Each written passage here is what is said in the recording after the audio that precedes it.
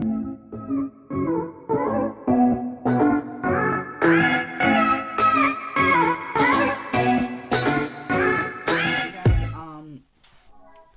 we're going to be doing a video on dog traveling tips, and here you go. So this is you can tell I've been doing a lot of videos. Well, this is really only second video I've done right here. Yes, I just thought it was a good area for lighting and all that stuff.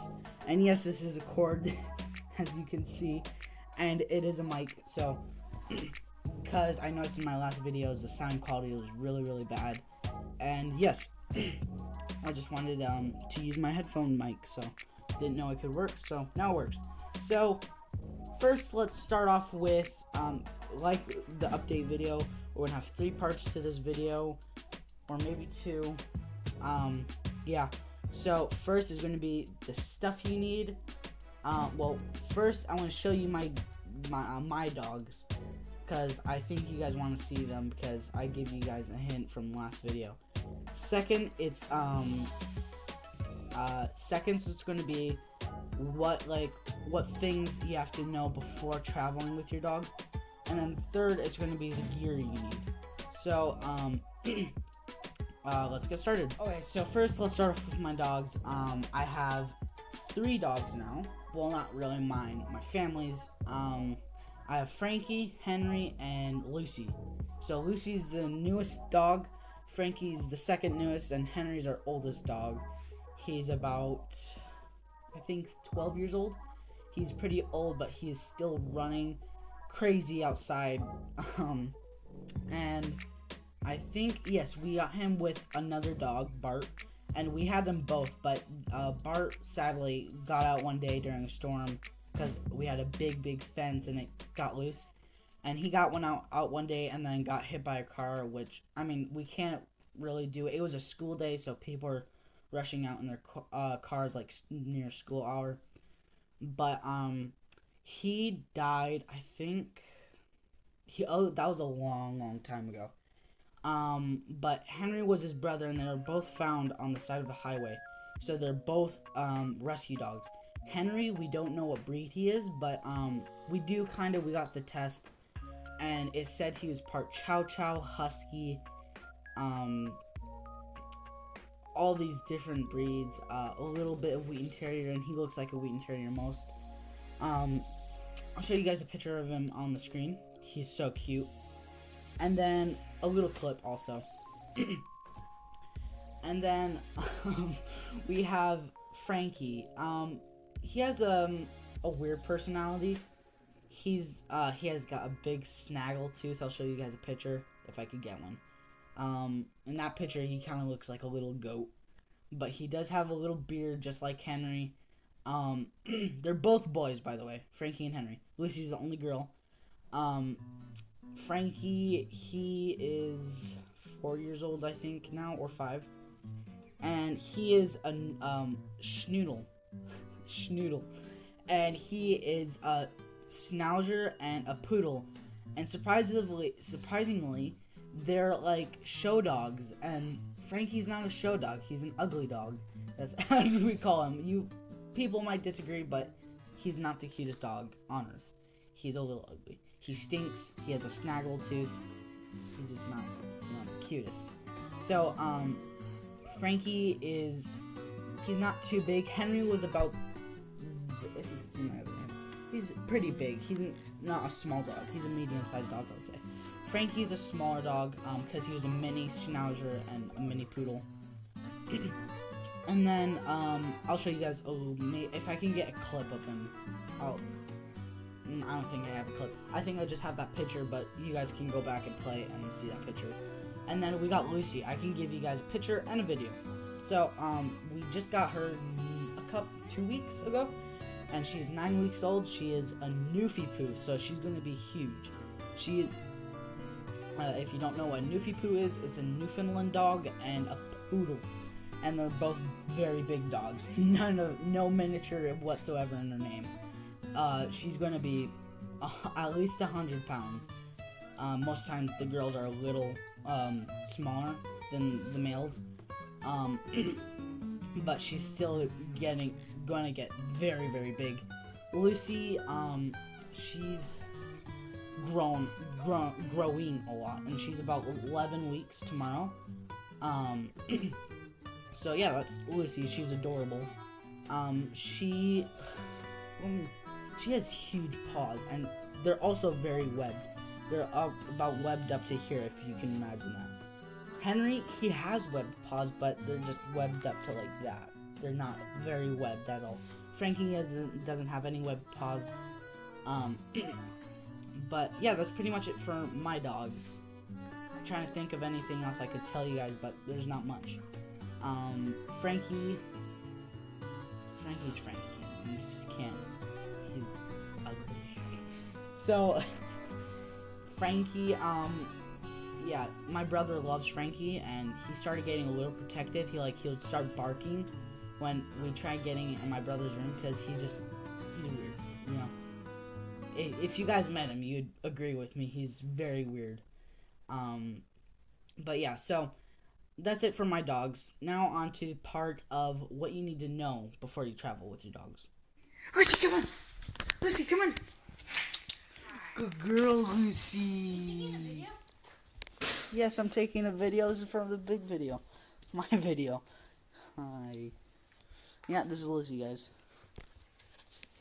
So, back up so they can see you. You're so mean. Okay, so what you need to know before traveling with your dogs is, if you're going to a different country, like from America to Europe, you do have to know. You have to see if your dog has all their vaccinations. You also have to read up on rules on where you take your dog. So sorry. So so you have to know the rules and regulations. Is that how you say it? Regulations of where you're taking your dog. So you have to make sure they have all that medical stuff. You have to also have medical papers. But it also depends. Like, it really depends on where you're going. More countries are more strict, and then others aren't as strict. But that's pretty much it for traveling with your dog. You do have to not feed them the whole day before you travel if you're flying, because then they'll go to the bathroom on the plane. But once you do get on a layover, you can give them a little bit of food, but not too much, because there's most likely a doggy bathroom there.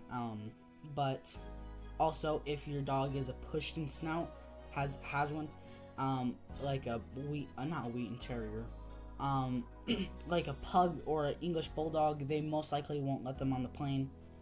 Cause I don't know why, but I heard it was cause they can't really breathe so well, and because of the pressure and all that in the cabin. But they can definitely drive with you. I would say not feed them if you're going on like a long drive. You could still feed them, really. If your dog lets you know, like if they give you that hint, like, hey, I need to go to the bathroom, I would give them food. But if yours is like a puppy, it's still not trained yet, that's going to be tough, because you really gotta stay on top of taking out every minute. Not minute, but every 30 minutes to go to the bathroom, and if you're going on a road trip. But if your dog starts whining when it needs to go to the bathroom, which is a common sign that it needs to go, that's easier with an older dog. But some dogs will also puke, because they get car sick. My older dog, Henry, he gets car sick. So it all depends on what dog you have. So if it's trained really well, you're good to go and feed him. If it's not so well, every 30 minutes you gotta take it out of the car. And then if it's older, it might puke, but it doesn't have to do much with age. It could be a young dog and you get car sick. So that's why I recommend with younger puppies, you travel a lot more with them in the car. So now let's get to the part of what gear, the gear part. So for gear, it depends on how old your dog is. If it's a big dog, you don't need really much gear. You need a a vest for sure.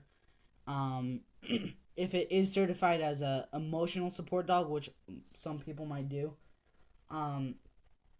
what we did, because it makes stuff a lot easier with traveling on planes.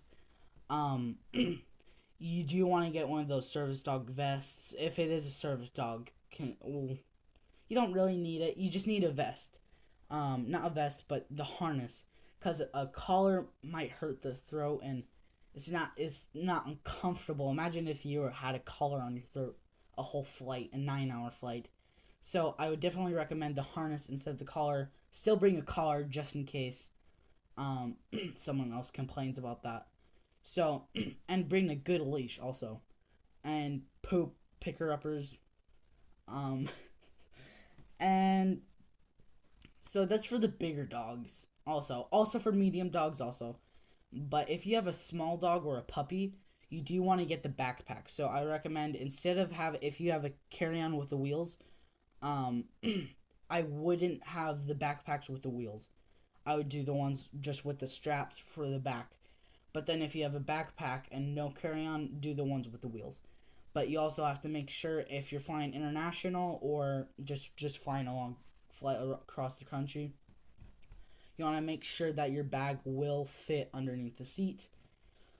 Excuse me. And also want to make sure that if you're flying international, all 4 sides, your right, left, top, and front, have air ventilation, because if they're choking, it's not good. So for internationally, they require all 4 sides with ventilation. So if you're looking on Amazon and you need to find a dog backpack for international, make sure it's the right dimensions and it has all 4 sides. All 4 sides with ventilation. So if your dog, wait, I already said that in the last part, dang it. You also want to have, like I said in the last clip, you do want to give them food a little often, like if you have a layover. Excuse me. If you have a layover, there's the cup, the water bottle. Fill it up with water, put ice in it, lots of it. So it stays cold most of the time. You'll have an unfolded cup that is attached to it.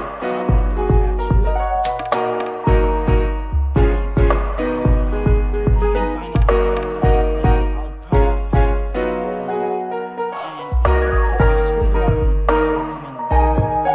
Make sure you go to the bathroom and maybe put a little bit of food for the layover. And that was probably one of the most helpful things.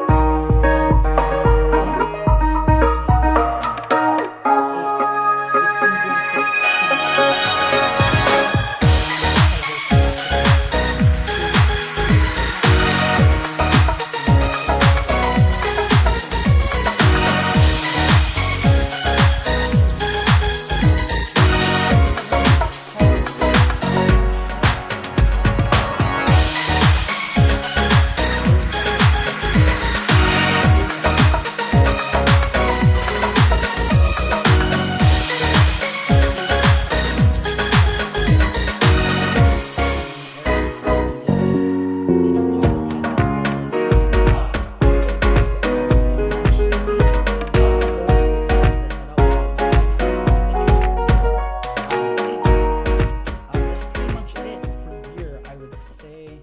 You could also buy backpacks that can hold all the gear. Also, if one of my suggestions is that when we got to our country that we're living in, Belgium, we had to stay in a hotel for a long time. So definitely make sure you find a hotel that has a big open grass area, and it's still nice. You want to treat yourself also, but allows dogs. Because then if you get there, you get kicked out, that would kind of suck. So, that was pretty much it for the video. I want to thank you guys for watching, and I'll see you next time. So, like and subscribe. Excuse me. Like and subscribe. Subscribe, and I'll see you guys next time.